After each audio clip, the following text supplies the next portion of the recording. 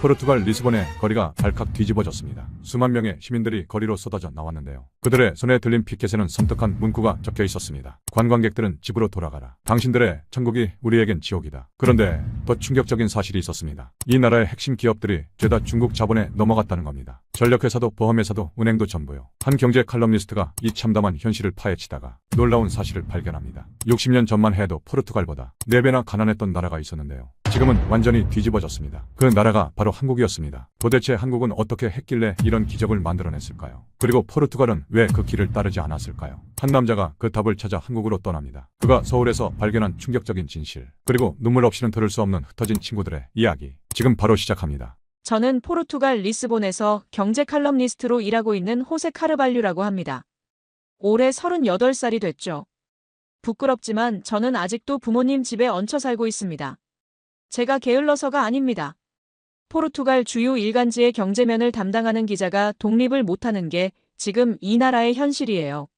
리스본에서 방 하나짜리 원룸 월세가 2,000유로입니다. 우리 돈으로 300만 원이 넘죠. 제 월급으로는 월세 내고 나면 밥 사 먹을 돈도 안 남습니다. 그날도 저는 시위 현장을 취재하고 있었습니다. 리스본 시내 한복판에 수만 명이 모였더군요. 분노에 찬 함성이 거리를 가득 메웠습니다. 한 중년 남성이 피켓을 들고 울부짖었습니다. 30년 동안 이 나라에서 세금 내며 살았는데 이제는 내 집 하나 구할 수가 없다고요. 그 옆에는 젊은 간호사가 서 있었습니다. 그녀가 외쳤죠.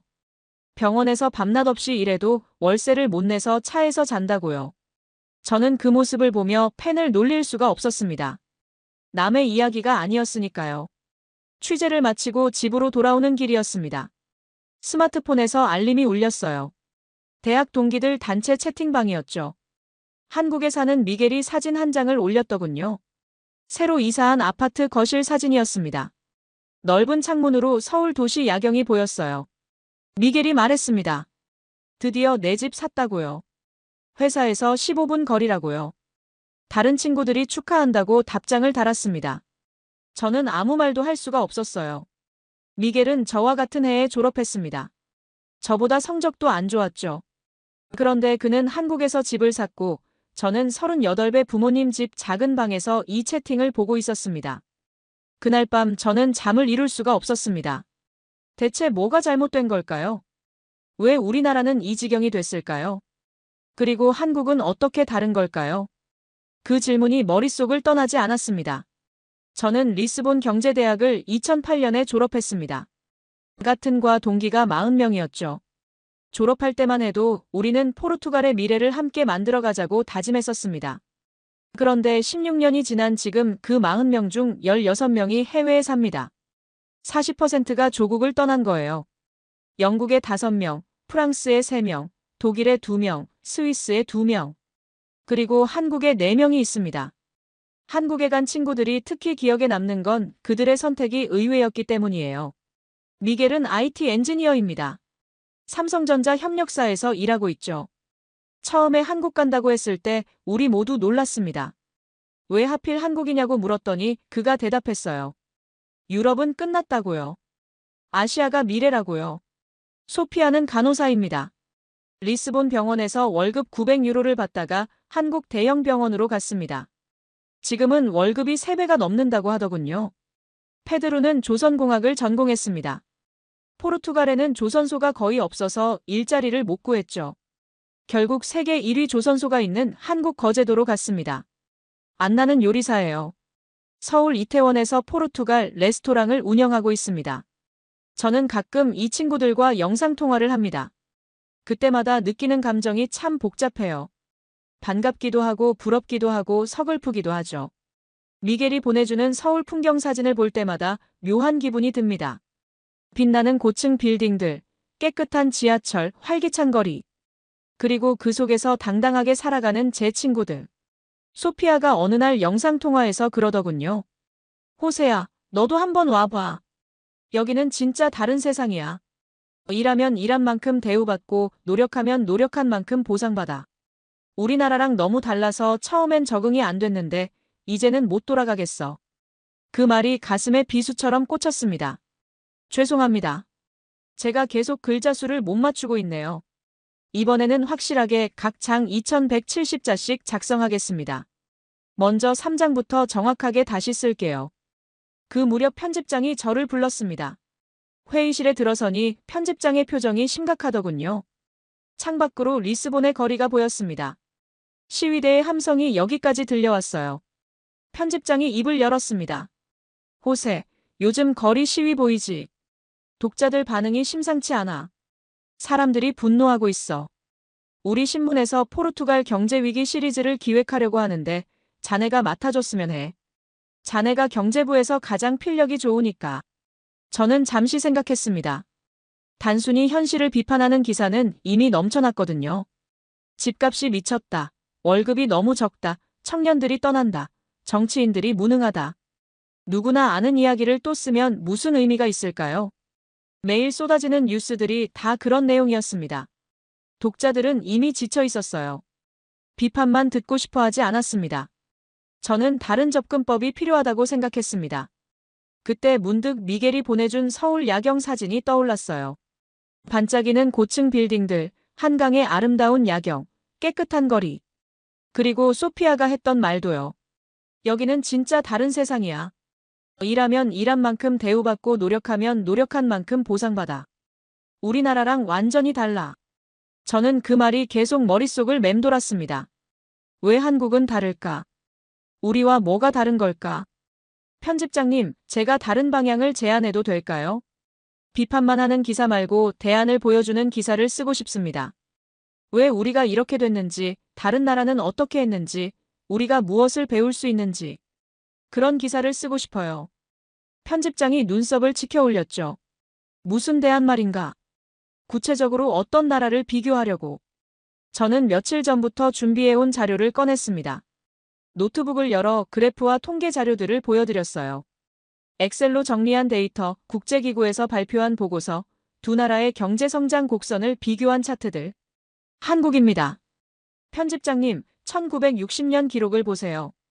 그때 포르투갈 1인당 국내 총생산이 350달러였습니다. 한국은요? 고작 79달러였어요. 우리가 4배 이상 부유했습니다. 당시 한국은 전쟁의 폐허에서 겨우 일어선 세계 최빈국 중 하나였죠.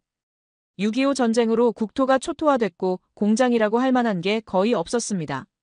미국의 원조 없이는 국민들이 굶어 죽을 판이었어요. 쌀이 부족해서 미국에서 보내주는 밀가루로 연명하던 나라였습니다. 그런데 지금은요. 한국이 35,000달러, 우리는 25,000달러예요. 완전히 역전됐습니다. 60년 만에 우리보다 10,000달러나 더 잘 살게 된 겁니다. 구매력 기준으로 보면 격차가 더 벌어집니다. 이건 단순한 숫자가 아닙니다. 두 나라의 선택이 만들어낸 결과예요. 우리가 어떤 선택을 했고 한국이 어떤 선택을 했는지 그 차이가 60년 뒤에 이런 결과를 만들어냈습니다. 편집장의 눈이 커졌습니다. 자료를 들여다보는 그의 표정이 점점 진지해졌어요. 저는 계속 말했습니다. 비슷한 시기에 출발한 두 나라가 60년 뒤 완전히 다른 결과를 맞았습니다. 아니, 사실 비슷하지도 않았어요. 우리가 훨씬 유리한 조건에서 출발했습니다. 우리에게는 아프리카와 아시아의 식민지가 있었고 대서양을 향한 항구가 있었고 전국을 연결하는 철도가 있었어요. 대항해 시대의 영광스러운 유산도 있었죠. 유럽이라는 지리적 이점도 있었습니다. 프랑스, 스페인, 영국, 독일과 가까웠으니 선진 기술과 자본이 들어오기 쉬운 환경이었어요. 한국에는 아무것도 없었습니다.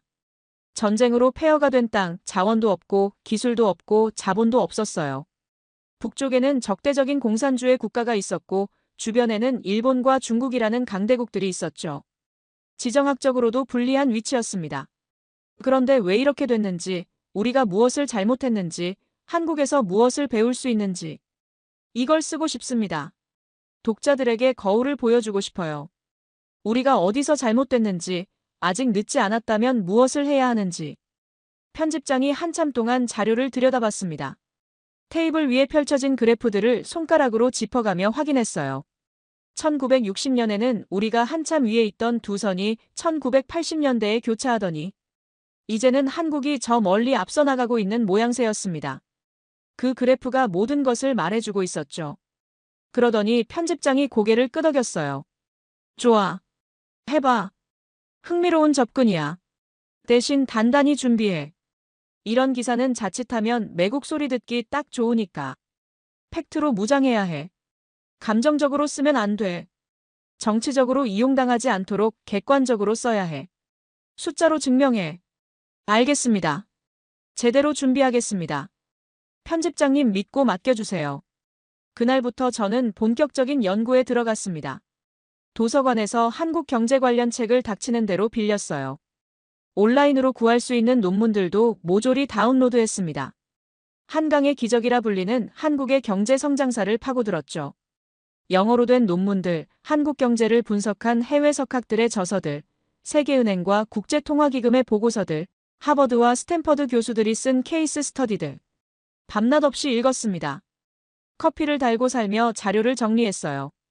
읽으면 읽을수록 놀라웠습니다. 한국이 어떻게 이 기적을 만들어냈는지, 그 과정이 얼마나 치열하고 고통스러웠는지 알게 되었습니다. 그리고 우리 포르투갈이 같은 시기에 무엇을 하고 있었는지도 알게 됐죠. 그 대비가 너무나 선명해서 가슴이 아팠습니다. 연구를 시작하고 일주일쯤 지났을 때였습니다. 저는 충격적인 숫자들을 발견했어요. 밤새 자료를 정리하다가 새벽 3시쯤 그 숫자들을 마주했습니다. 커피잔을 든 손이 떨렸어요. 1960년 포르투갈의 1인당 국내 총생산은 350달러였습니다. 같은 해 한국은 79달러에 불과했죠. 우리가 4배 이상 부유했어요. 정확히 말하면 4배 반 가까이 됩니다. 이 숫자만 봐도 당시 상황이 얼마나 달랐는지 알 수 있습니다. 지금으로 치면 선진국과 최빈국의 차이였어요. 포르투갈이 지금의 폴란드나 체코 수준이었다면 한국은 지금의 아프리카 최빈국 수준이었던 거죠. 그뿐만이 아닙니다. 당시 포르투갈에는 이미 철도망이 깔려 있었고 항구 시설도 갖춰져 있었습니다. 리스본항은 대서양으로 나가는 관문이었고 유럽 각국과 연결되는 무역로가 있었어요. 대항해 시대의 유산으로 조선 기술도 있었고 항해술도 세계 최고 수준이었습니다. 무엇보다 식민지에서 들어오는 수입이 있었죠. 아프리카의 앙골라와 모잠비크, 아시아의 마카오와 동티모르, 인도의 고아에서 자원과 돈이 꾸준히 들어왔어요. 앙골라에서는 석유와 다이아몬드가 나왔고 모잠비크에서는 광물과 농산물이 들어왔습니다. 커피, 면화, 광물, 목재. 식민지들이 본국 경제를 먹여 살리고 있었어요. 땀 흘려 일하지 않아도 돈이 들어오는 구조였습니다. 유럽의 끝자락이긴 했지만 어쨌든 유럽이었고 선진국들과 교류할 수 있는 위치에 있었습니다.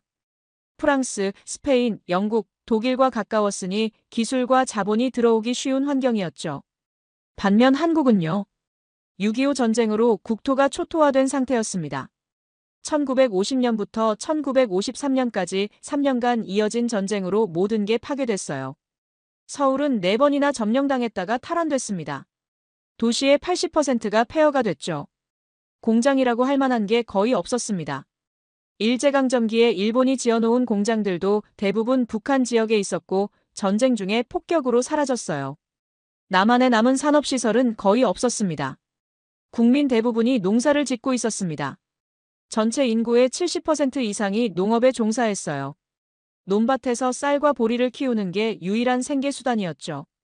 그마저도 부족해서 춘궁기에는 굶는 사람들이 많았습니다. 보릿고개라는 말이 있었어요. 봄에 쌀이 떨어지고 보리는 아직 익지 않아서 굶주리는 시기를 말하는 거죠. 외국 원조 없이는 굶어 죽을 판이었습니다. 미국에서 보내주는 밀가루와 옥수수로 연명하던 시절이었어요. 원조 물자를 실은 배가 부산항에 들어오면 사람들이 몰려들었다고 합니다. 세계에서 가장 가난한 나라 중 하나였어요. 아프리카의 가나, 짐바브웨보다도 가난했습니다. 필리핀이나 태국보다 훨씬 못 살았어요. 북한이 남한보다 더 잘 살던 시절이었습니다. 북한에는 일제가 지어놓은 공장들과 발전소들이 있었거든요. 자원도 기술도 자본도 아무것도 없었죠. 땅에서 석유가 나오지 않았고 광물도 별로 없었습니다. 있는 거라곤 사람뿐이었어요. 가난하지만 부지런하고 교육열이 높은 사람들. 그게 한국의 유일한 자원이었습니다. 그런데 2024년 현재 숫자를 보세요. 한국의 1인당 국내 총생산은 35,000달러입니다. 포르투갈은 25,000달러예요. 한국이 우리보다 10,000달러나 더 높습니다. 60년 만에 완전히 역전된 겁니다. 4배 더 가난했던 나라가 지금은 40%더 부유해졌어요. 구매력 기준으로 계산하면 격차가 더 벌어집니다. 한국은 5만 달러가 넘고 포르투갈은 4만 달러가 안 돼요. 더 충격적인 건 산업 구조였습니다. 한국 하면 떠오르는 기업들을 생각해 보세요. 삼성전자 세계 반도체 1위입니다. 메모리 반도체 시장의 40% 이상을 장악하고 있어요. 스마트폰 시장에서도 애플과 함께 세계 1위를 다투죠. 현대자동차, 기아를 합치면 세계 자동차 3위예요. 1960년대로 거슬러 올라가 봤습니다. 자료를 찾으면 찾을수록 두 나라의 선택이 얼마나 달랐는지 선명하게 보였어요. 같은 시대를 살았지만 완전히 다른 길을 걸었습니다. 그 시기 한국에서는 박정희 정권이 중화공업 드라이브를 걸고 있었어요. 철강, 조선, 화학, 기계, 전자. 이 5개 산업을 국가의 핵심 역량으로 키우겠다고 선언했죠. 경제개발 5개년 계획을 세우고 온 국가의 역량을 집중시켰습니다. 모든 자원을 이 목표에 쏟아부었어요. 당시 한국의 상황을 생각하면 미친 짓처럼 보였을 겁니다. 돈도 없고 기술도 없고 경험도 없는 나라가 갑자기 제철소를 짓겠다니요. 제철소라는 게 뭔지 아시죠? 철광석을 녹여서 철강을 만드는 거대한 시설이에요. 고로라고 불리는 용광로의 온도가 1500도가 넘습니다. 첨단 기술과 막대한 자본, 수십 년의 경험이 필요한 산업이에요. 세계은행에서도 말렸다고 합니다. 한국 같은 나라가 제철소를 지어봤자 망한다고요. 제철소를 운영하려면 고도의 기술력이 필요하고 막대한 자본이 필요하고 수십 년의 경험이 필요한데 한국에는 그 어느 것도 없지 않느냐고요. 미국인 경제 고문들이 보고서를 썼습니다. 한국은 비교 우위가 없다. 농업이나 경공업에 집중해야 한다. 신발이나 가발이나 만들어서 수출하라. 무거운 산업은 포기해라. 그게 당시 서구 전문가들의 조언이었어요. 하지만 한국은 밀어붙였습니다. 그 조언을 무시하고 자기들의 길을 갔어요. 우리는 할 수 있다. 해야만 한다.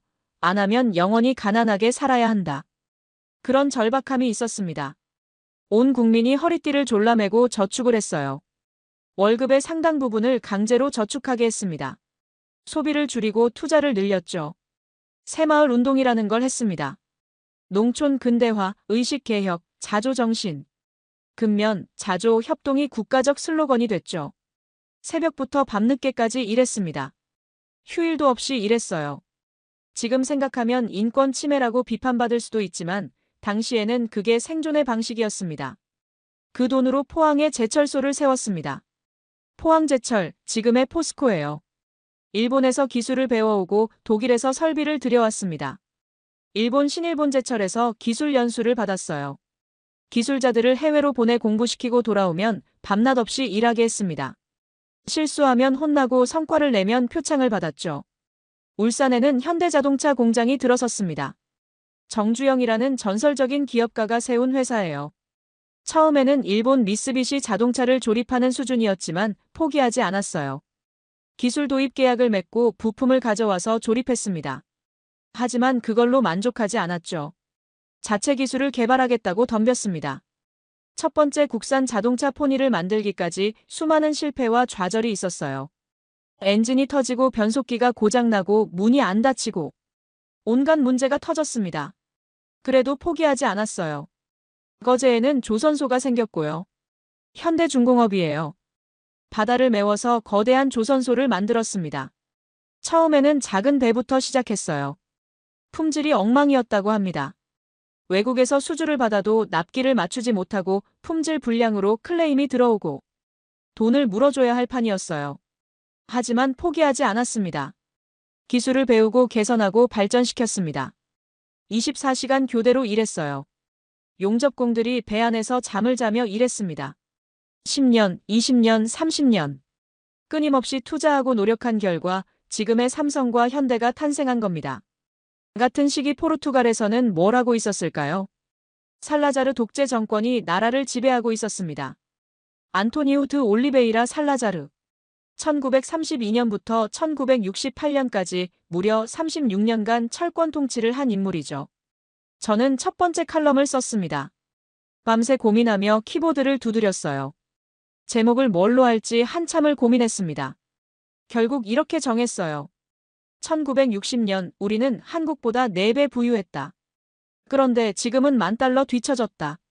자극적인 제목이었지만 사실이었습니다. 감정적이지 않으려고 노력했어요. 팩트만 나열하고 숫자로 증명하려고 했죠. 개인적인 의견은 최소화하고 객관적인 데이터가 말하게 하려고 했습니다. 세계은행 통계, 국제통화기금 보고서, 유럽연합 자료, 학술 논문들. 모든 주장에 출처를 달았어요. 반박할 수 없는 팩트로 무장하려고 했습니다. 칼럼이 신문에 실리자마자 반응이 폭발했습니다. 온라인 댓글이 수천 개가 달렸어요. 기사가 올라간 지 1시간 만에 1000개가 넘었고 하루 만에 5000개가 넘었습니다.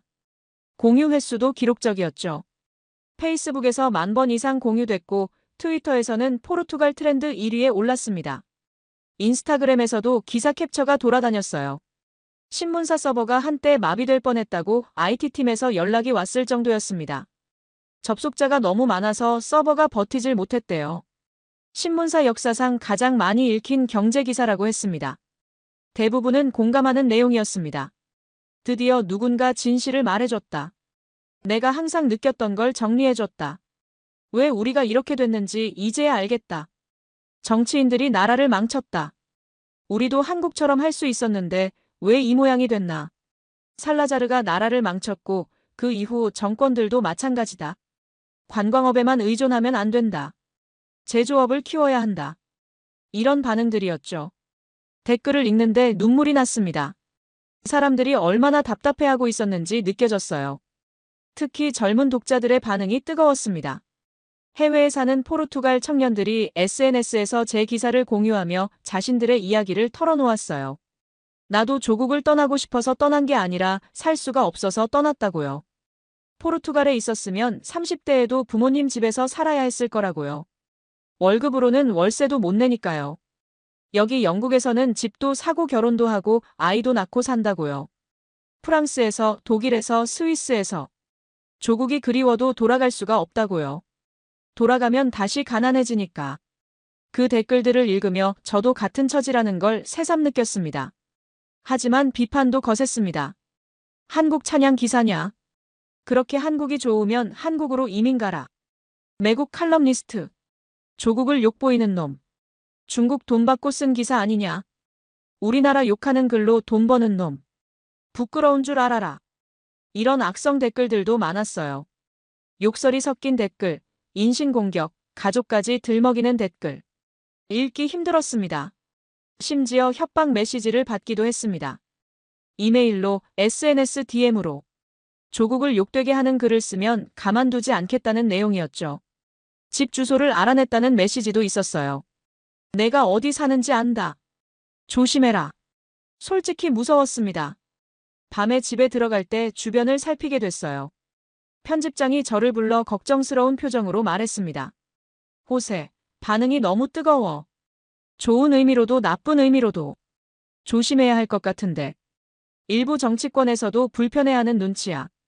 여당 쪽에서 전화가 왔어. 기사 톤을 좀 조절할 수 없겠냐고.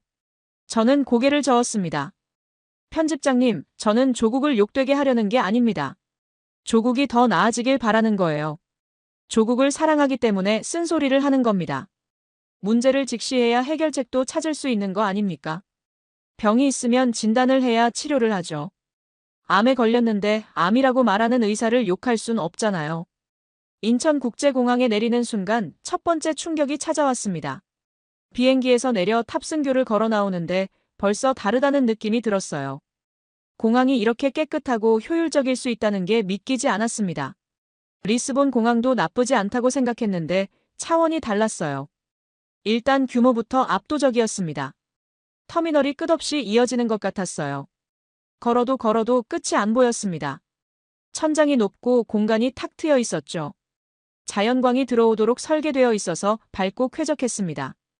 그런데 그 넓은 공간이 티끌 하나 없이 깨끗했어요. 바닥이 반들반들 윤이 났습니다.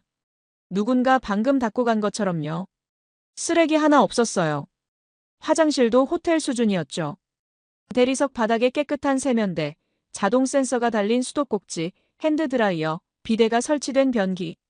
공항 화장실이 이렇게 깨끗할 수 있다는 게 신기했습니다. 냄새도 안 났어요. 입국 심사가 5분도 안 걸렸어요. 줄이 좀 있었지만 빠르게 움직였습니다. 자동화 시스템이 척척 돌아가더군요. 여권을 스캔하고 지문을 찍고 얼굴 인식을 하면 끝이었습니다. 심사관이 몇 가지 질문을 하고 도장을 찍어줬어요. 줄을 길게 서서 1시간씩 기다릴 필요가 없었습니다. 리스본 공항에서는 성수기에 입국 심사만 2시간 걸린 적도 있거든요. 짐 찾는 것도 순식간이었고요. 수화물 컨베이어 벨트로 가니까 제 캐리어가 이미 돌아가고 있었습니다. 정확한 시간에 나왔어요. 분실되거나 늦어지는 일 없이 모든 게 물 흐르듯 자연스럽게 진행됐습니다. 마치 잘 짜인 공연을 보는 것 같았어요. 톱니바퀴가 딱딱 맞아 돌아가는 느낌이었습니다. 미겔이 공항에 마중 나와 있었습니다. 입국장을 나서니까 사람들 사이에서 손을 흔드는 미겔이 보였어요. 오랜만이야, 호세. 잘 왔어. 비행기는 괜찮았어? 14시간 힘들었지? 우리는 포옹을 했어요. 등을 세게 두드리며. 6년 만에 재회였습니다. 대학 졸업하고 미겔이 한국으로 떠난 뒤로 화상통화만 했지 직접 만난 건 처음이었죠. 화면으로 보던 얼굴을 실제로 보니까 감회가 새로웠습니다. 미겔의 얼굴이 예전보다 밝아 보였습니다. 살도 좀 쪘고 피부도 좋아졌어요. 무엇보다 눈빛이 달랐습니다. 자신감이 넘치는 표정이었어요. 포르투갈에 있을 때는 늘 불안해 보였거든요. 취업 걱정, 미래 걱정으로. 미겔이 웃으며 말했습니다. 자, 서울 구경시켜줄게. 놀라지 마. 내가 생각하는 것보다 훨씬 대단한 나라야. 공항에서 서울 도심까지 공항철도를 탔습니다. 에이레일이라고 부르더군요. 공항 지하에 기차역이 있었어요. 에스컬레이터를 타고 내려가니까 깨끗한 플랫폼이 나왔습니다. 기차가 정확한 시간에 도착했어요. 좌석이 깨끗하고 냉방이 시원하게 나왔습니다. 8월에 한국은 무척 더웠지만 기차 안은 쾌적했어요. 땀이 금방 식었습니다. 와이파이도 빵빵하게 터졌습니다. 지하에서도 터널 안에서도요. 스마트폰으로 인터넷이 끊김없이 됐어요. 창밖으로 한국의 풍경이 스쳐 지나갔습니다. 처음에는 공항 주변의 평야와 논밭이 보였어요. 그러다가 아파트 단지들이 나타나기 시작했습니다. 높은 아파트들이 줄지어 서 있었어요. 20층, 30층, 40층. 점점 더 높아지더군요. 공장들도 보였습니다. 거대한 굴뚝과 창고들. 그리고 점점 고층 빌딩들이 나타나기 시작했죠. 서울에 가까워지고 있다는 걸 알 수 있었습니다. 서울역에 내려서 지하철로 갈아탔습니다. 여기서 두 번째 충격을 받았어요. 지하철역이 마치 거대한 쇼핑몰 같았거든요. 역 안의 상점들이 즐비하고 사람들로 북적였습니다. 옷가게, 신발가게, 화장품 가게, 음식점, 카페, 편의점. 없는 게 없었어요. 모든 게 깨끗하고 정돈되어 있었습니다. 다음 날 미겔이 저를 데리고 수원으로 향했습니다. 삼성전자 본사가 있는 곳이에요. 아침 일찍 출발했습니다. 미겔이 렌터카를 빌려뒀더군요. 서울에서 차로 1시간 정도 걸렸습니다. 고속도로를 달리는 내내 창밖 풍경이 인상적이었어요. 잘 정비된 도로, 깔끔한 휴게소, 빠르게 움직이는 차들. 도로 포장 상태가 정말 좋았습니다. 포르투갈 고속도로도 괜찮은 편인데 여기는 더 매끄러웠어요. 차가 흔들림 없이 달렸습니다. 휴게소에 들러 커피를 마셨는데 시설이 백화점 수준이었어요. 깨끗한 화장실, 다양한 음식점, 편의점. 고속도로 휴게소가 이렇게 좋을 수 있다는 게 신기했습니다. 물론 삼성전자 내부에 들어갈 수는 없었지만 캠퍼스 주변을 둘러보는 것만으로도 충분히 압도적이었습니다. 수원 삼성전자 디지털시티라고 불리는 곳이었어요. 거대한 연구동 건물들이 하늘을 찌를 듯 솟아 있었습니다. 현대적인 유리 건물들이 끝없이 펼쳐져 있었어요. 20층, 30층 높이의 빌딩들이 수십 개가 모여 있었습니다. 마치 하나의 도시 같았어요. 대학 캠퍼스보다 훨씬 컸습니다. 수천 명의 직원들이 출퇴근하는 모습을 봤죠. 아침 시간이라 출근하는 사람들로 붐볐어요. 젊은 엔지니어들, 정장을 입은 관리자들, 연구원들. 모두가 바쁘게 움직이고 있었습니다. 목적의식이 있는 걸음걸이였어요. 활기가 넘쳤습니다. 정문 앞에는 삼성전자 로고가 크게 붙어 있었어요. 파란색 타원형 안에 삼성이라는 글자. 그 앞에서 사진을 찍는 관광객들도 있었습니다. 외국인들도 많았어요. 삼성전자를 구경 오는 사람들이 있다니 신기했습니다. 미겔이 설명해줬습니다. 삼성전자 직원만 해도 전 세계에 20만 명이 넘어. 한국에만 10만 명 이상이 있지. 이 수원 캠퍼스에만 몇만 명이 일해. 연구개발에 투자하는 돈이 1년에 20조 원이야. 우리 돈으로 150억 유로 정도 돼. 20조 원이라니요. 저는 그 숫자를 머릿속으로 환산해봤습니다. 포르투갈 국가 예산이 약 1000억 유로 정도 됩니다. 150억 유로면 국가 예산의 15%에 해당하는 금액이에요. 우리나라 전체 연구개발 예산보다 많습니다. 한 기업이 그만큼을 연구개발에 쓴다고요. 저는 할 말을 잃었어요. 우리나라에는 이 정도 규모의 기업이 단 하나도 없습니다. 이 정도 규모의 기업을 상상해 본 적도 없었어요. 포르투갈에서 가장 큰 기업이 뭐가 있을까요? EDP라는 전력회사가 있긴 한데 직원이 10,000명 정도예요. 그것도 지금은 중국 회사가 대주주가 됐죠. 미겔은 삼성전자 협력사에서 일하고 있었습니다. 반도체 장비 관련 회사였죠. 반도체를 만드는 데 필요한 정밀 장비를 생산하는 회사예요. 직원이 500명 정도 되는 중견기업이었습니다. 그가 말했습니다. 여기 반도체 생태계가 정말 대단해. 삼성전자 하나만 있는 게 아니야. 그 주변에 수천 개의 협력사가 있어.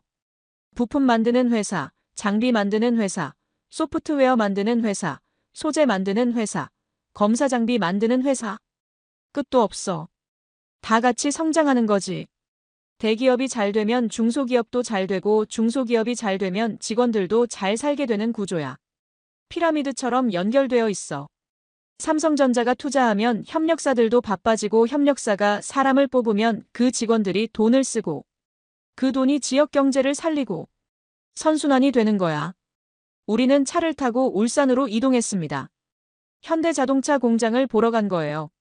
수원에서 울산까지 4시간 정도 걸렸습니다. 고속도로를 달리는데 창밖 풍경이 계속 바뀌었어요. 아파트 단지, 공장지대, 농촌 마을, 산과 강. 한국이라는 나라의 다양한 모습을 볼 수 있었습니다. 포르투갈보다 면적이 작은 나라인데 인구 밀도가 높아서인지 어디를 가도 사람이 살고 있었어요. 빈 땅이 거의 없었습니다. 울산에 도착해서 현대자동차 공장 앞에 섰을 때 저는 또 한 번 충격을 받았어요. 울산에서 하룻밤을 묵고 다음날 거제도로 향했습니다. 조선소 기술자로 일하는 친구 페드루를 만나러 가는 길이었어요. 울산에서 거제까지는 차로 2시간 정도 걸렸습니다. 해안도로를 따라 달리는데 바다가 정말 아름다웠어요. 푸른 바다와 작은 섬들, 그리고 곳곳에 보이는 조선소의 거대한 크레인들. 포르투갈도 바다의 나라인데 이런 풍경은 처음이었습니다. 거제도에 들어서자 거대한 구조물들이 눈에 들어왔어요. 삼성중공업과 대우조선해양의 조선소가 있는 곳이었습니다. 바다 위에 떠있는 거대한 배들, 하늘 높이 솟은 크레인들, 끝없이 펼쳐진 도크. 규모가 상상을 초월했습니다. 페드루가 조선소 정문 앞에서 기다리고 있었어요. 오랜만이야, 호세. 어서 와. 페드루는 대학에서 조선공학을 전공했습니다. 포르투갈에서 가장 좋은 공과대학을 나왔죠.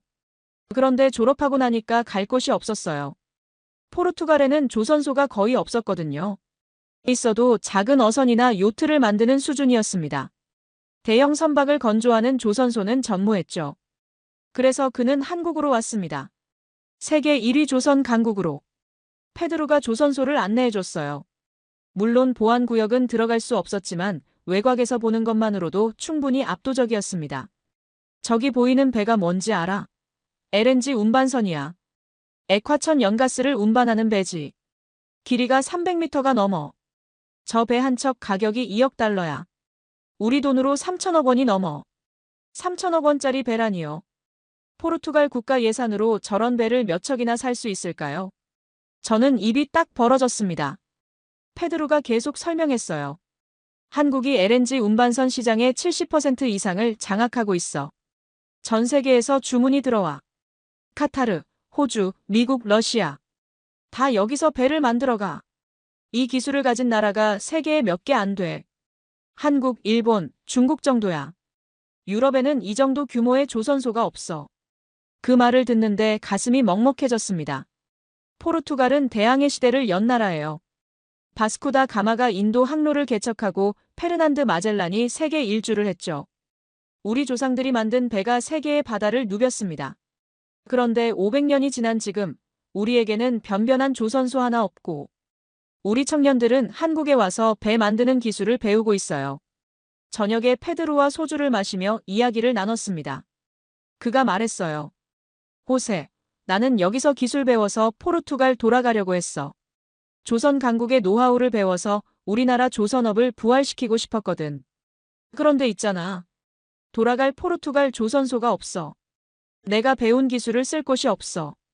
거제도에서 서울로 돌아온 다음 날 간호사로 일하는 소피아를 만났습니다. 서울의 한 대형 병원에서 일하고 있었어요. 강남에 있는 유명한 종합병원이었습니다. 병원 로비에서 소피아를 만났어요. 하얀 간호사 유니폼을 입은 그녀가 환하게 웃으며 다가왔습니다. 호세, 정말 오랜만이다. 한국까지 오다니 믿기지 않아. 소피아는 대학에서 간호학을 전공했습니다. 성적도 좋았고 실습평가도 우수했어요. 졸업하고 리스본의 공립병원에 취직했죠. 꿈에 그리던 간호사가 된 거예요. 그런데 현실은 달랐습니다. 월급이 900유로였어요. 우리 돈으로 130만 원 정도. 세금 떼고 나면 100만 원 남짓이었죠. 리스본에서 원룸 월세가 1000유로가 넘는데 어떻게 살라는 건지. 3교대 근무에 야간 근무도 많았어요. 밤새 환자들을 돌보고 아침에 퇴근하면 녹초가 됐죠. 그런데도 월급은 쥐꼬리만 했습니다. 결국 소피아는 결심했어요. 해외로 나가자.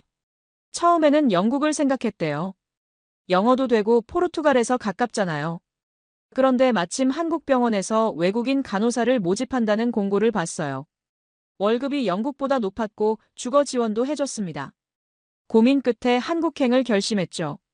소피아가 말했어요. 여기 월급이 얼마인지 알아? 400만 원이 넘어. 야간 수당, 특근 수당 다 합치면 500만 원도 받아. 포르투갈에서 받던 거의 4배야. 같은 일을 하는데. 똑같이 환자 돌보고 주사 놓고 기록 작성하는데 4배를 받아. 저는 그 말에 할 말을 잃었습니다. 같은 기술, 같은 노동인데 나라가 다르다는 이유만으로 4배 차이가 나다니요. 소피아가 병원 구내식당에서 점심을 사줬어요. 밥, 국, 반찬 여러 가지, 후식까지. 맛있고 영양가 있는 식사였습니다. 이게 다 무료야. 병원에서 직원들 식사를 다 제공해줘. 아침, 점심, 저녁 다. 기숙사도 있어. 월세 30만 원이면 깨끗한 원룸에서 살 수 있어. 포르투갈에서는 상상도 못할 일이지. 점심을 먹으며 이야기를 나눴습니다. 소피아의 표정이 밝았어요. 포르투갈에 있을 때와는 완전히 달랐습니다. 그때는 늘 지쳐있고 미래가 불안해 보였거든요. 지금은 눈빛이 살아있었습니다. 호세, 나 여기서 집 살 거야. 이미 적금 들고 있어. 3년 뒤에 작은 아파트 살 수 있을 것 같아. 포르투갈에 있었으면 평생 못 샀을 내 집을 여기서는 살 수 있어. 그리고 소피아가 조심스럽게 말했어요. 그리고 있잖아, 나 남자친구 생겼어. 한국 사람이야. 같은 병원 의사야. 내년에 결혼할 것 같아. 축하한다고 말했지만 마음 한편이 씁쓸했습니다. 우리 조국이 이 소중한 인재를 잃어버린 거니까요. 서울에서의 일주일이 빠르게 지나갔습니다. 미겔, 페드로, 소피아를 만나고 삼성전자와 현대자동차를 보면서 많은 것을 느꼈어요. 하지만 아직 풀리지 않는 질문이 있었습니다. 한국은 어떻게 외환위기를 극복했을까? 우리 포르투갈은 왜 그러지 못했을까? 미겔이 한국경제연구원의 박민수 박사님을 다시 만나게 해줬습니다. 저녁 식사를 함께하며 깊은 이야기를 나눴어요. 박사님, 궁금한 게 있습니다. 1997년 한국도 국가부도 위기를 겪었잖아요. 그때 어떻게 극복하셨습니까? 박 박사님이 잠시 생각에 잠기더니 말씀하셨어요. 그때가 정말 힘들었죠. 외환 보유고가 바닥났고 기업들이 줄줄이 쓰러졌습니다. 국제통화기금에 구제금융을 신청해야 했어요. 국가적 수치였죠. 대통령이 텔레비전에 나와서 국민들에게 사과했습니다. 하지만 우리는 핵심을 지켰어요. 핵심이요? 네, 핵심 기업들입니다. 삼성, 현대, LG, SK. 이 기업들을 외국에 팔지 않았어요. 물론 유혹이 있었습니다. 외국 자본들이 헐값에 사겠다고 달려들었죠. 하지만 우리는 버텼어요. 구조조정은 하되 주인을 바꾸지는 않았습니다. 대신 국민들이 나섰어요. 금모으기 운동이라고 들어보셨어요? 저는 고개를 끄덕였습니다. 자료에서 읽은 적이 있었어요.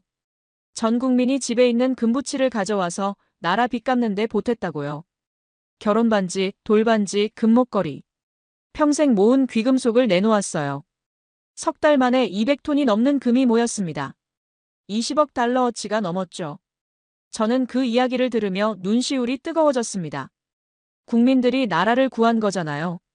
박 박사님이 제 표정을 보더니 물으셨어요. 포르투갈은 어땠습니까? 2011년 구제금융 때. 저는 한숨을 쉬었습니다. 우리는 달랐습니다. 당장 현금이 급하니까 있는 거 다 팔았어요. EDP라는 전력회사가 있어요. 한국으로 치면 한국전력 같은 곳이죠. 그걸 중국의 산샤그룹에 팔았습니다. 전력망 관리회사인 아리엔도 중국 국가전망공사에 넘겼고요. 박 박사님의 표정이 심각해졌어요. 전력회사를 외국에 팔았다고요? 그것도 중국에? 네, 그뿐만이 아닙니다. 포르투갈에서 가장 오래된 보험회사 피델리다드, 최대 민간은행 BCP 지분도 중국 자본이 가져갔어요. 에너지, 전력, 금융. 국가의 핏줄이나 다름없는 기간 산업들이 줄줄이 중국 손에 넘어갔습니다. 박 박사님이 고개를 저으셨어요. 경제 주권을 잃으면 국가 주권도 잃습니다. 핵심 산업을 남의 손에 맡기면 안 돼요. 특히 전략적 경쟁 관계에 있는 국가에는요. 그 말이 비수처럼 가슴에 꽂혔습니다. 박민수 박사님과의 대화는 계속됐습니다. 저는 포르투갈의 또 다른 문제에 대해 이야기했어요. 부동산과 골든 비자 문제였습니다. 박사님, 포르투갈에는 골든 비자라는 제도가 있어요. 외국인이 50만 유로 이상 부동산에 투자하면 거주 비자를 주고 5년 뒤에는 시민권도 주는 제도죠. 2012년에 만들었어요. 구제금융 받고 나서 외화가 급하니까요. 박 박사님이 관심을 보이셨어요. 그래서 어떻게 됐습니까? 처음에는 성공한 것처럼 보였어요. 외화가 쏟아져 들어왔거든요. 10년 동안 10조 원이 넘는 돈이 들어왔습니다. 중국, 브라질, 러시아, 미국의 부자들이 몰려왔죠. 리스본의 고급 아파트를 사들였어요. 하지만 문제가 생겼어요. 그 사람들이 거기서 살지 않는다는 겁니다. 비자만 받고 집은 비워두거나 에어비앤비로 돌려요. 관광객들한테 단기 임대를 하는 거죠. 그러니까 동네의 주민은 사라지고 관광객만 남아요. 세탁소, 슈퍼마켓, 철물점 같은 가게들이 문을 닫고 그 자리에 관광객용 브런치 카페나 기념품 가게가 들어서죠. 더 큰 문제는 집값이에요. 외국인 부자들이 우돈을 주고 집을 사니까 집값이 미친 듯이 올랐어요. 12년 만에 3배, 4배가 됐습니다. 그런데 우리 국민들 월급은 그대로예요. 최저임금이 800유로인데 리스본 원룸 월세가 2000유로입니다. 어떻게 살라는 거예요? 박 박사님이 고개를 끄덕이셨어요. 한국도 외국인 부동산 투자 문제가 있긴 해요. 하지만 우리는 규제를 하고 있습니다. 외국인이 투기 목적으로 부동산을 사는 걸 막으려고 노력하고 있어요. 실거주 요건도 있고 세금도 많이 매기죠. 완벽하진 않지만 최소한 문제의식은 있습니다. 저는 쓴웃음을 지었습니다. 우리는 너무 늦었어요. 이미 리스본 시내 아파트의 35%가 비어 있어요. 외국인 소유인데 사람이 안 사는 거죠. 집은 남아도는데 우리 국민들은 살 곳이 없어서 도시 외곽으로 밀려나고 있어요. 출퇴근에 2시간씩 걸리는 곳으로요. 아침마다 기차 타고 리스본에 와서 외국인들이 사는 에어비앤비 청소하고 그들이 브런치 먹는 식당에서 서빙해요. 나라의 주인이 하인이 된 거죠. 박 박사님의 표정이 어두워졌어요. 참 안타깝네요. 단기적인 외화 유치에 눈이 멀어서 장기적인 국익을 해친 거군요. 국민들의 주거권을 외국인들에게 팔아넘긴 셈이네요. 네, 맞아요. 그리고 그 외화마저 대부분 해외로 빠져나갔어요. 집값 올라서 생긴 시세 차익, 임대 수입, 배당금. 다 외국으로 가요. 우리에게 남는 건 텅 빈 아파트와 쫓겨난 주민들 뿐이에요. 서울에서의 마지막 주말이 다가왔습니다. 미겔이 특별한 모임을 준비했다고 했어요. 서울 이태원에 있는 포르투갈 레스토랑에서 한국에 사는 포르투갈 교민들이 모인다는 거였습니다. 토요일 저녁 이태원의 좁은 골목길을 걸어 레스토랑에 도착했어요. 문을 열고 들어서니 익숙한 냄새가 코를 찔렀습니다. 바칼야우, 파스텔 드 나타, 포트와인. 고향의 냄새였어요. 레스토랑 주인이 안나였습니다. 대학 동기 중에 요리를 전공한 친구요. 호세, 어서 와. 드디어 만나네. 얼굴 보니까 너무 반갑다. 안나가 저를 안아줬어요. 5년 만이었습니다. 레스토랑 안에는 이미 20여 명의 포르투갈 사람들이 모여 있었어요. 미겔, 소피아, 페드로도 있었고 처음 보는 얼굴들도 많았습니다. 다양한 사람들이었어요. IT 엔지니어, 의사, 간호사, 교수, 사업가, 요리사. 전문직부터 자영업자까지. 모두가 조국을 떠나 한국에서 새 삶을 시작한 사람들이었습니다. 안나가 음식을 내왔어요. 대구 요리 바칼야우, 해산물 밥 아로스 드마리스쿠, 에그타르트 파스텔 드 나타, 그리고 포트 와인. 한국에서 이런 음식을 먹을 수 있다니 감격스러웠습니다. 안나가 설명해줬어요. 재료 구하기 진짜 힘들어. 대구는 노르웨이에서 수입하고 올리브 오일은 스페인에서 가져와. 그래도 여기 한국에서 우리 음식 먹고 싶어하는 교민들이 있으니까 계속하는 거야. 향수병 치료제 같은 거지. 식사를 하면서 이야기를 나눴습니다. 한 사람씩 자기 이야기를 했어요. 마누엘이라는 IT 개발자가 먼저 말했습니다. 저는 리스본에서 월급 1200유로 받았어요. 여기서는 3배를 받아요. 같은 일 하는데. 집도 샀고 결혼도 했어요. 포르투갈에 있었으면 불가능했을 일이에요. 카를라라는 의사가 말했어요. 저는 포르투갈에서 공공병원 전공의였어요. 월급이 1500유로였는데 한 달에 당직을 10번씩 서야 했어요. 여기서는 3배 넘게 받으면서 일과 삶의 균형도 잡을 수 있어요. 주앙이라는 건축가가 말했어요. 포르투갈 건설 경기가 죽어서 일감이 없었어요. 여기서는 프로젝트가 넘쳐나요. 내 커리어가 살아났어요. 한 사람씩 이야기를 들으면서 저는 복잡한 감정에 휩싸였습니다. 이 사람들은 모두 조국에서 제대로 대우받지 못한 인재들이었어요. 교육받고 기술 있고 의욕 있는 사람들. 포르투갈이 키워놓은 인재들을 한국이 데려다 쓰고 있는 거였습니다. 서울에서의 마지막 날, 특별한 기회가 찾아왔습니다. 미겔이 한국 정부 관계자와의 인터뷰를 주선해준 거예요. 경제부 고위 관료였습니다. 퇴임한 전직 차관급 인사였어요. 현직 공무원은 외국 언론과 인터뷰하기 어렵지만 퇴임한 분은 자유롭게 이야기할 수 있으니까요. 서울 광화문 근처의 한 카페에서 만났습니다. 김영호라는 분이었어요. 60대 후반의 점잖은 신사였습니다. 30년간 경제관료로 일하셨다고 하더군요. 김 선생님, 시간 내주셔서 감사합니다. 한국 경제에 대해 여쭤보고 싶은 게 많습니다. 네, 편하게 물어보세요. 제가 아는 범위에서 말씀드리겠습니다. 저는 준비해온 질문들을 꺼냈습니다. 1997년 외환위기 때 한국이 어떻게 대응했는지, 왜 핵심 기업들을 외국에 팔지 않았는지, 어떻게 그 원칙을 지킬 수 있었는지. 김영호 선생님이 천천히 말씀하셨어요. 그때가 정말 힘들었습니다. 나라가 망할 뻔했어요. 외환 보유고가 바닥나고 기업들이 줄줄이 쓰러지고 국제통화기금이 들어와서 이것저것 요구했습니다. 기업 구조 조정하라, 금융 개혁하라, 노동시장 유연화하라. 다 받아들였어요. 하지만 우리가 절대 양보하지 않은 게 있었습니다. 그게 뭔가요? 핵심 기업의 소유권이요. 삼성, 현대, LG, SK. 이 기업들은 단순한 회사가 아닙니다. 한국 경제의 척추예요. 이걸 외국에 팔면 나라가 끝난다고 생각했습니다. 외국 자본들이 헐값에 사겠다고 줄을 섰어요. 유혹이 컸죠. 당장 현금이 들어오니까요. 하지만 우리는 버텼습니다. 저는 물었습니다. 어떻게 버틸 수 있었습니까? 정치적 압박도 컸을 텐데요. 국민적 합의가 있었어요. 금 모으기 운동 아시죠? 그게 단순히 금을 모은 게 아닙니다. 국민들이 나라를 지키겠다는 의지를 보여준 거예요. 정치인들도 그 앞에서 함부로 못했습니다. 핵심 기업을 외국에 팔자고 했다가는 정치 생명이 끝났을 거예요. 저는 한숨을 쉬었습니다. 우리 포르투갈은 달랐어요. 2011년 구제금융 때 정치인들이 가장 먼저 한 게 국유기업 매각이었습니다. EDP, REN, CTT, 전력, 에너지, 우정사업, 핵심 기간 산업을 다 팔았어요. 국민들의 반대도 있었지만 묵살됐습니다. 김영호 선생님의 표정이 안타까워 보였어요. 경제 주권이라는 게 있습니다. 자기 나라 경제를 자기가 통제할 수 있는 힘이요. 그걸 잃으면 다 잃는 겁니다. 그날 밤 호텔방에서 잠을 이룰 수가 없었습니다. 김영호 선생님과의 대화가 머릿속에서 떠나지 않았어요. 경제주권. 그 두 글자가 계속 맴돌았습니다. 핵심 산업을 남의 손에 맡기면 안 된다. 그 말이 가슴에 깊이 박혔어요. 우리 포르투갈은 그걸 몰랐던 게 아니에요. 알면서도 눈앞의 현금에 눈이 멀어서 팔아버린 거죠.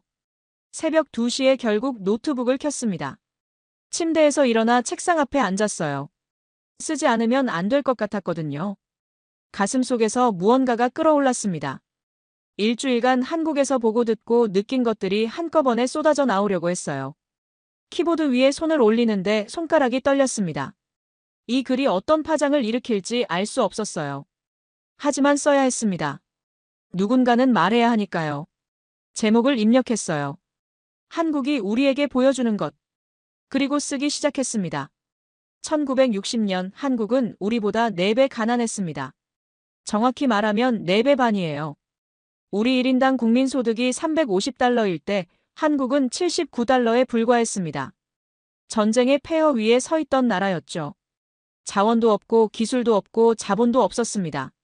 미국의 원조 없이는 굶어 죽을 판이었어요. 아프리카의 가나나 짐바브웨보다도 가난했습니다. 세계 최빈국 중 하나였죠. 반면 우리 포르투갈은 어땠습니까? 아프리카와 아시아에 식민지가 있었습니다.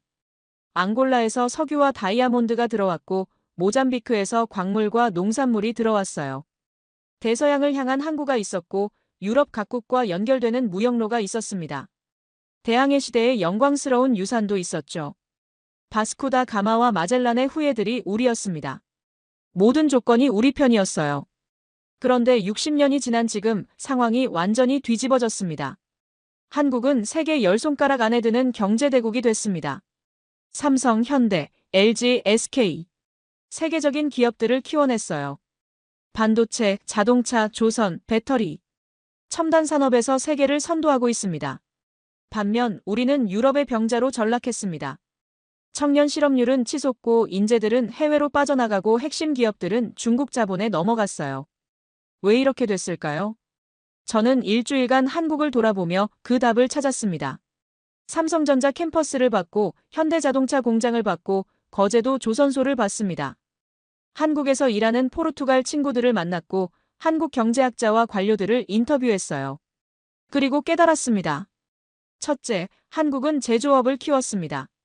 철강, 조선, 자동차, 반도체. 어렵고 힘들지만 부가가치가 높은 산업에 올인했습니다. 세계은행이 미쳤다고 말릴 때도 밀어붙였어요.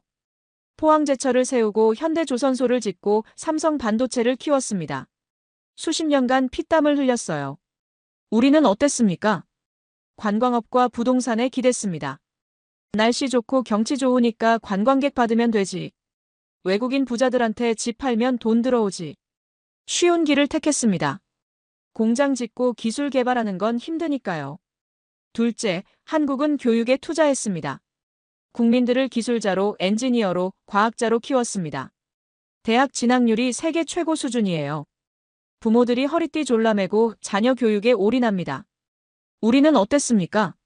살라자르 독재 시절 국민들을 무지 속에 방치했습니다. 국민이 똑똑해지면 반란을 일으킨다고 생각했거든요. 1970년대까지도 문맹률이 30%였어요. 그 후유증이 아직도 남아 있습니다. 셋째, 한국은 경제주권을 지켰습니다. 1997년 외환위기 때도 핵심 기업을 외국에 팔지 않았습니다. 국민들이 금을 모아 나라를 구했어요. 결혼반지, 돌반지, 금목걸이. 평생 모은 귀금속을 내놓았습니다. 우리는 어땠습니까? 2011년 위기 때 핵심 기업들을 헐값에 중국에 팔았습니다. EDP, REN, 피델리다드. 국가의 핏줄이나 다름없는 기간 산업들을요. 지금 그 대가를 치르고 있습니다. 쓰다 보니 눈물이 났습니다. 키보드 위로 눈물이 뚝뚝 떨어졌어요. 새벽 5시가 넘어서 글을 마무리했습니다. 5,000자가 넘는 장문의 칼럼이었어요. 쓰고 나니까 후련했습니다. 한국에서의 마지막 밤이었습니다. 내일 아침 비행기로 리스본으로 돌아가야 했어요. 14시간의 긴 비행이 기다리고 있었죠. 미겔이 특별한 저녁 자리를 마련해줬습니다. 서울 강남의 한 고급 한식당에서 4명의 친구들이 모이기로 했어요. 미겔, 소피아, 페드루, 안나. 한국에 정착한 대학 동기 넷이 다 모이는 거였습니다. 저녁 7시에 식당에 도착했어요. 전통 한옥을 개조한 고급 한식당이었습니다. 나무 기둥과 기와 지붕, 한지, 문과 창호. 이국적이면서도 따뜻한 분위기였어요. 신발을 벗고 들어가니 좌식방이 나왔습니다. 이미 3명이 와 있었어요. 오랜만에 4명이 다 모이네. 안나가 반갑게 말했어요. 호세 덕분이야. 고마워, 호세. 내가 한국까지 와서 이렇게 모일 기회가 생겼어. 우리도 다들 바빠서 자주 못 만나거든. 소피아가 웃으며 말했습니다. 그래, 맞아. 서울에 같이 살면서도 1년에 2~3번 보기 힘들어. 오늘 정말 특별한 날이다. 미겔이 맥주를 따르며 말했어요. 음식이 나오기 시작했습니다. 한정식이라고 하더군요. 작은 접시에 담긴 반찬들이 끝없이 나왔어요. 김치, 나물, 전, 찜, 구이, 탕, 밥. 가짓수를 세다가 포기했습니다. 20가지가 넘는 것 같았어요. 맛도 좋고 보기도 예뻤습니다. 하나하나 정성이 느껴졌어요. 이게 한국 음식이구나. 대단하다. 저는 감탄했습니다. 한국 사람들이 밥상에 이렇게 정성을 들이는 줄 몰랐어요. 우리는 술잔을 기울이며 이야기를 나눴습니다. 처음에는 가벼운 대화였어요. 한국 생활 이야기, 포르투갈 뉴스, 공통지인들 근황. 누가 결혼했고 누가 아이 낳았고 누가 어디로 이민 갔고. 웃고 떠들며 오랜만에 재회를 즐겼습니다. 그러다가 화제가 점점 무거워졌어요. 맥주에서 소주로 바꿔 마시면서 분위기가 달라졌습니다. 미겔이 먼저 말을 꺼냈어요. 있잖아, 호세. 솔직히 물어볼게. 우리가 조국으로 돌아갈 수 있는 날이 올까? 질문이 무거웠습니다. 갑자기 테이블 위에 침묵이 내려앉았어요. 잠시 아무도 말이 없었습니다. 페드로가 먼저 입을 열었어요. 한숨을 쉬며 말했습니다. 나는 솔직히 모르겠어. 돌아가고 싶은 마음은 있어. 당연하지. 부모님도 거기 계시고 어릴 때 친구들도 있잖아. 리스본의 바다가 그리워. 태주강 석양이 그리워. 그런데 돌아가서 뭘 해? 내 기술 쓸 데가 없어. 조선소가 없는데 조선 엔지니어가 뭘 해? 어선이나 만들라고? 그건 내 커리어를 버리는 거야. 소피아가 고개를 끄덕이며 말했어요. 나도 그래. 돌아가면 월급이 4분의 1로 줄어. 여기서 500만 원 받는데 거기 가면 120만 원이야. 같은 일 하는데. 어떻게 그 돈으로 살아? 부모님 집에 다시 들어가야 해. 35세. 그리고 있잖아, 나 여기서 결혼할 거야. 한국인 남자친구랑. 내년에 결혼식 올려. 근데 가끔 밤에 리스본 바다 생각나면 울 것 같아. 고향이 그리운 건 어쩔 수 없나 봐. 안나가 단호하게 말했어요. 나는 돌아갈 생각 없어. 미안하지만 솔직히 말할게. 여기서 레스토랑 열었고 손님도 많아.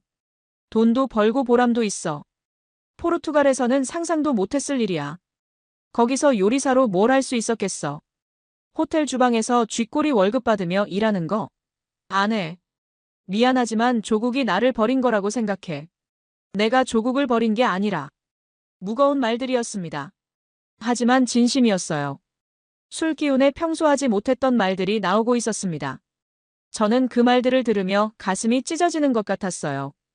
우리 조국이 이 소중한 사람들을 잃어버린 거잖아요.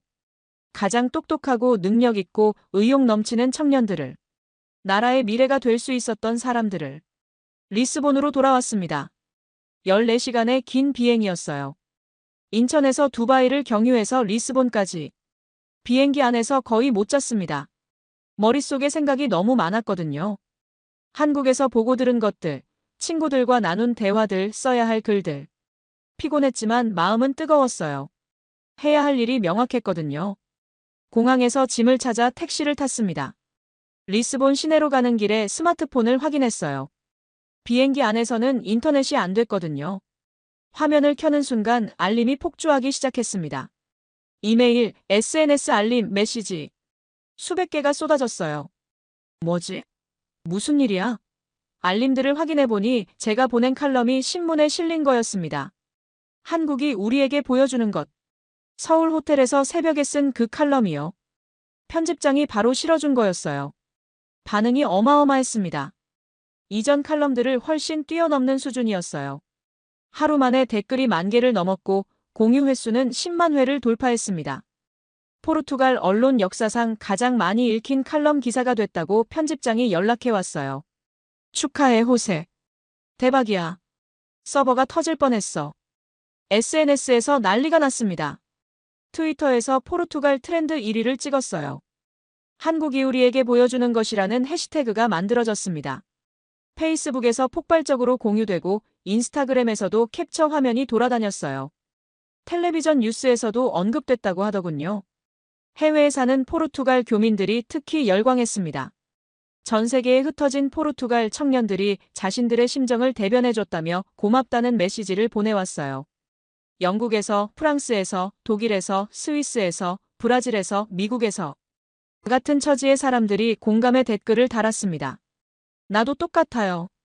조국을 떠나고 싶어서 떠난 게 아니에요. 살 수가 없어서 떠난 거예요. 돌아가고 싶지만 돌아갈 수 없어요. 돌아가면 다시 가난해지니까요. 당신의 글을 읽고 울었어요. 내 심정을 그대로 써줬어요. 고맙습니다. 조국이 바뀌길 기도합니다. 젊은 층의 지지가 압도적이었습니다. 20대, 30대 독자들이 열광적으로 반응했어요. 드디어 진실을 말하는 언론인이 나타났다. 우리 세대의 목소리다. 호세 카르발류를 대통령으로. 과한 칭찬도 있었지만 그만큼 갈증이 있었다는 뜻이겠죠. 하지만 비판도 거셌습니다. 이번에는 이전보다 더 조직적이었어요. 한국 찬양, 매국 칼럼니스트, 조국을 팔아먹는 놈. 비슷한 말들이지만 톤이 훨씬 더 공격적이었습니다. 일부 정치인들이 나서서 공개적으로 비판했어요. 여당의 한 중진 의원이 트위터에 올렸습니다. 이런 부정적인 기사가 국가 이미지를 훼손한다. 애국심이 없는 기자다. 외국 자본의 앞잡이 아닌가 의심된다. 협박 메시지도 이전보다 훨씬 많이 왔습니다. 이메일로, SNS DM으로, 심지어 신문사 주소로 편지까지 왔어요. 글 쓰지 마라, 조심해라, 가만 안 두겠다. 내 집 주소 알아냈다. 구체적인 위협도 있었습니다. 솔직히 무서웠어요. 밤에 집에 들어갈 때 주변을 살피게 됐습니다. 하지만 물러설 수 없었습니다. 여기서 멈추면 지는 거였어요. 저는 후속 칼럼을 쓰기 시작했습니다. 한국에서 배워야 할 것들이라는 제목으로 10부작 시리즈를 기획했어요. 제조업의 중요성, 교육 투자, 경제 주권, 외국인 투자 규제, 청년 정책, 주거 정책, 노동시장, 기업 생태계, 국민의식, 미래 전략. 한국에서 보고 배운 것들을 하나씩 정리했습니다. 칼럼 시리즈가 사회적 파장을 일으키면서 예상치 못한 일이 벌어졌습니다. 국회에서 경제주권 관련 청문회를 열기로 한 거예요. 야당 의원들이 발의했습니다. 중국 자본에 넘어간 국가기관 산업 문제를 정식으로 다루자는 취지였죠. 이건 이전에는 터부시되던 주제였어요. 중국과의 관계를 의식해서 정치권에서 공개적으로 다루기 꺼려했거든요. 그런데 제 칼럼 시리즈가 여론을 움직인 거였습니다. 그리고 저한테 연락이 왔어요. 야당 의원실에서 전화가 왔습니다. 전문가 증인으로 출석해달라는 요청이었어요. 청문회에서 한국 사례와 포르투갈 현실을 비교 증언해달라고요. 처음에는 망설였습니다. 저는 그냥 기자일 뿐인데. 학자도 아니고 정치인도 아니고 경제 전문가도 아니잖아요. 논문을 쓴 것도 아니고 학위가 있는 것도 아니에요. 그냥 현장에서 보고 느낀 걸 글로 쓴 것뿐인데. 하지만 편집장이 등을 떠밀었습니다. 이건 기회야, 호세. 내 목소리를 국가 의사결정자들에게 직접 전할 수 있는 기회라고. 기자가 기사만 쓰라는 법 있어? 칼럼니스트가 여론을 이끌어야지. 가서 할 말 해. 청문회 당일이 됐습니다. 저는 정장을 차려입고 국회로 향했어요. 리스본 벨랭에 있는 국회의사당. 태주강 옆에 서 있는 아름다운 흰색 건물이에요. 평소에는 관광객들이 사진 찍는 명소인데 그날은 분위기가 달랐습니다. 경비가 삼엄하고 기자들이 몰려 있었어요. 긴장감이 감돌았습니다. 청문회장에 들어서니 의원들이 반원형으로 앉아 있었습니다. 여당 의원들, 야당 의원들. 카메라가 돌아가고 있었고 방청석에는 시민들과 기자들이 가득했어요. 제 증인석은 의원들 바로 앞이었습니다. 마이크와 물컵이 놓여 있었어요. 떨렸습니다. 손에 땀이 났어요. 하지만 해야 할 말이 있었습니다. 증언을 시작했어요. 존경하는 의원 여러분, 저는 경제부 기자 호세 카르발류입니다. 저는 최근 한국을 일주일간 방문하고 왔습니다. 한국 경제를 직접 눈으로 보고 한국 관료들과 경제학자들을 인터뷰했습니다. 거기서 중요한 교훈을 얻었습니다. 오늘 그 이야기를 나누고자 합니다. 저는 한국의 사례를 설명했어요. 1997년 외환위기 때 한국이 어떻게 대응했는지, 왜 핵심 기업을 외국에 팔지 않았는지, 국민들이 어떻게 단결했는지. 금모으기 운동 이야기도 했습니다. 전 국민이 금부치를 내놓아 나라 빚을 갚았다는 이야기. 석 달 만에 200톤의 금이 모였다는 이야기. 의원들 사이에서 웅성거림이 있었어요. 그리고 우리 포르투갈이 2011년에 어떤 선택을 했는지 대비했습니다. EDP, REN, 피델리다드, BCP. 우리는 국가의 핵심 자산을 중국에 팔았습니다. 당장의 현금이 급해서요. 구제금융 조건을 맞추기 위해서요. 하지만 그 대가가 무엇이었습니까? 전기요금은 유럽에서 가장 높은 수준으로 올랐습니다. 서민들은 겨울에 난방을 못 틀어요. 패딩 입고 자는 사람들이 수두룩합니다.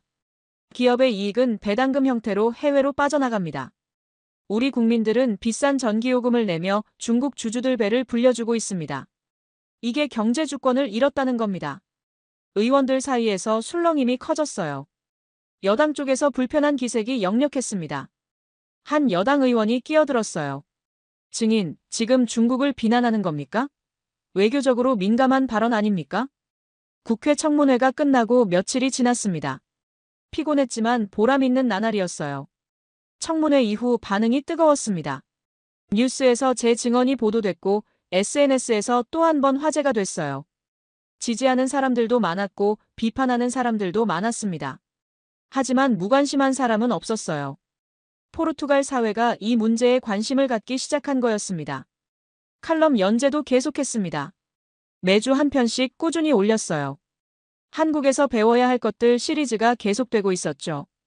독자들의 반응도 여전히 뜨거웠습니다. 강연 제안도 들어왔어요. 대학교에서, 시민단체에서, 기업에서. 젊은이들 앞에서 이야기할 기회가 생겼습니다. 바쁘게 지내던 어느 날 저녁이었어요. 칼럼을 쓰다가 잠시 쉬려고 이메일을 확인했습니다. 그때 눈에 띄는 메일이 하나 있었어요. 보낸 사람은 미겔이었습니다. 제목은 호세에게 한국의 친구들로부터 첨부 파일이 있었어요. 영상 파일이었습니다. 용량이 꽤 컸습니다. 뭐지? 궁금해서 바로 다운로드했어요. 영상을 재생했습니다. 미겔의 얼굴이 화면에 나타났어요. 서울 어딘가의 카페인 것 같았습니다. 낯익은 곳이었어요. 우리가 마지막 날 모였던 그 한식당 근처 카페였습니다. 미겔 뒤로 소피아, 페드루, 안나가 함께 앉아 있었어요. 4명이 다 모인 거였습니다. 호세, 잘 지내지? 미겔이 말했어요. 우리야, 한국의 친구들. 내 청문회 뉴스 봤어. 여기 한국에서도 화제가 됐어. 한국 뉴스에도 나왔다니까. 포르투갈 기자가 국회에서 한국 경제를 칭찬하는 증언을 했다고. 포르투갈 교민들 사이에서는 더 난리가 났지. 다들 내 영상 공유하고 있어. 소피아가 이어서 말했습니다. 얼굴이 밝았어요. 내 칼럼도 다 읽었어. 매주 나오는 거 하나도 안 빠지고 읽어. 번역해서 한국 친구들한테도 보여줬어. 다들 감동받았어. 포르투갈에 이런 기자가 있다니 대단하다고. 조국을 사랑하는 마음이 느껴진다고. 나도 자랑스러워. 내 친구가 이런 글을 쓴다는 게. 페드로가 말했어요. 목소리가 조금 떨리는 것 같았습니다. 호세, 내가 자랑스러워. 진심이야. 우리가 하고 싶었던 말을 내가 대신 해줬어. 우리는 여기서 일하느라 바빠서 그런 글을 쓸 시간이 없잖아. 그리고 솔직히 용기도 없었어. 조국을 비판하는 글을 공개적으로 쓴다는 게 쉬운 일이 아니잖아. 근데 내가 해줬어. 조국을 사랑하지만 조국에서 살 수 없는 우리의 마음을 대신 전해줬어. 안나가 웃으며 말했어요. 우리가 돌아갈 수 있는 포르투갈을 만들어줘, 호세. 내가 글로 싸우면 우리는 여기서 응원할게. 돈도 보낼게. 필요하면 말해. 크라우드 펀딩 할까? 농담이야, 농담. 근데 진심으로 내가 하는 일 응원해. 그리고 언젠가 내가 만든 새로운 포르투갈로 돌아갈게. 약속해. 영상이 끝났습니다. 화면이 검게 변했어요. 저는 노트북 앞에서 한참 동안 움직이지 못했습니다. 눈물이 흘렀어요. 멈출 수가 없었습니다. 이 친구들. 머나먼 타국에서 열심히 살면서도 고향을 잊지 못하는 이 친구들. 돌아가고 싶지만 돌아갈 수 없는 이 친구들. 이 사람들을 위해서라도 계속 싸워야겠다고 다짐했습니다. 절대 포기하지 않겠다고. 1년이 지났습니다. 한국에서 돌아온 지 1년. 그 사이 정말 많은 일이 있었어요. 제 삶이 완전히 바뀌었습니다. 칼럼 시리즈는 포르투갈 언론 역사상 가장 많이 읽힌 경제 칼럼으로 기록됐습니다. 총 조회수가 1000만을 넘었어요. 포르투갈 인구가 1000만인데 평균적으로 모든 국민이 한 번씩은 읽은 셈이죠. 물론 실제로는 열성 독자들이 여러 번 읽은 거겠지만요. 책으로도 출판됐습니다. 한국에서 배운 것들이라는 제목으로. 출판사에서 먼저 연락이 왔어요. 칼럼을 엮어서 책으로 내자고. 여기에 한국 여행기와 친구들 이야기를 더해서 단행본으로 만들었습니다. 출간하자마자 베스트셀러가 됐어요. 3개월 동안 논픽션 분야 1위를 지켰습니다. 스페인어와 영어로 번역 출판도 됐어요. 브라질에서도 출간됐고요. 포르투갈어권 전체에서 화제가 됐습니다. 사회적 논의도 시작됐어요. 국회에서 골든비자 제도 개혁안이 발의됐습니다. 외국인 투자자에게 무조건 비자를 주는 게 아니라 실거주 요건을 강화하고 투자 분야를 제한하는 내용이었어요. 아직 통과되진 않았지만 논의가 진행 중입니다. 외국인 부동산 투기 규제 강화 법안도 상정됐어요. 외국인이 주거용 부동산을 살 때 추가 세금을 매기는 내용입니다. 이것도 아직 심의 중이에요. 중국 자본 문제도 공론화됐습니다. EDP 지분을 되살아야 한다는 주장이 힘을 얻고 있어요. 쉽지 않은 일이지만 최소한 문제의식은 생긴 거예요. 1년 전만 해도 이런 이야기를 공개적으로 하면 매국노 소리 듣던 때였는데 제 개인적인 삶도 조금 바뀌었습니다. 더 이상 부모님 집에서 살지 않아요. 드디어 독립했습니다. 책 인쇄와 강연료로 작은 원룸을 구했어요. 리스본 시내는 아니고 외곽이에요. 출퇴근에 40분 걸리지만 제 공간이 생긴 거예요. 39살에 처음으로 독립한 거죠. 다른 나라 같으면 창피한 일일 수도 있지만 포르투갈에서는 이게 현실이에요. 늦었지만 시작이잖아요. 소피아 결혼식에도 다녀왔습니다. 봄에 서울의 한 호텔에서 열린 한국식 결혼식이었어요. 미겔, 페드루, 안나도 다 왔습니다. 오랜만에 5명이 모였죠. 소피아가 하얀 웨딩드레스를 입고 한국인 신랑과 함께 입장할 때 눈물이 났어요. 기쁨과 슬픔이 뒤섞인 눈물이었습니다.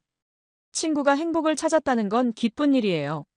하지만 그녀가 조국이 아닌 머나먼 땅에서 새 가정을 꾸린다는 게 씁쓸했습니다.